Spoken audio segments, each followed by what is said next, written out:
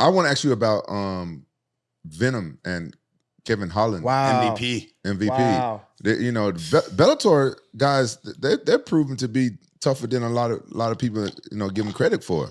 You know, I was over there at Bellator. Michael Chandler. Yeah. Right. Yeah. I think it was good. I liked that we got to see the MVP that we saw in Bellator. You know, like he didn't lose it. He still brought his like entertainment to the UFC, which is pretty cool.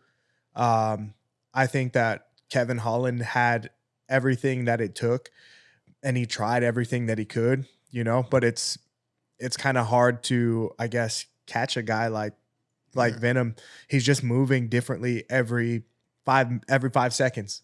See, you know what I mean? Like it's just like there's a new movement, and you can't really replicate that in training. It's just like, so you kind of have to figure it out as time's going.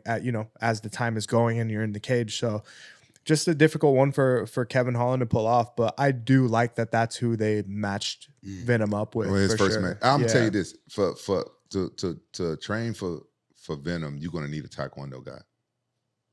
You're gonna need a Taekwondo guy. A little Wonder Boy action. No, you're gonna need a high level black belt Taekwondo guy. You see the way he moving and bouncing around. That's Taekwondo. Background. You see how he 100%. You see his hold his hands down the way he bouncing around. 100%. Because you can't. It's hard to get number one.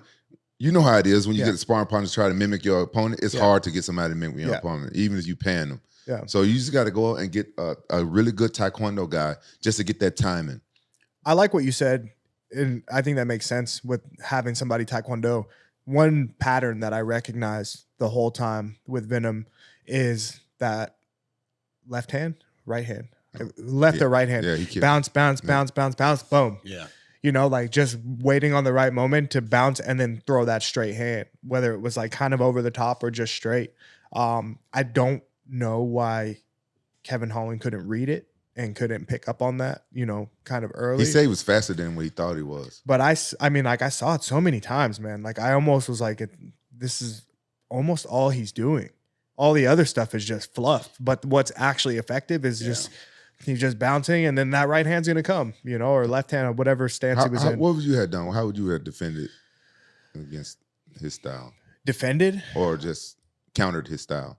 Yeah, I think that I would have had heavy offense. You know what I mean? Like the only way for him, not the only way, but the way that I see it, going against a guy like MVP, if you give him the time to think, if you give him the time to set up his strike and get your timing, he's going to take it, and he's good at it, you know? So you got to shorten the time.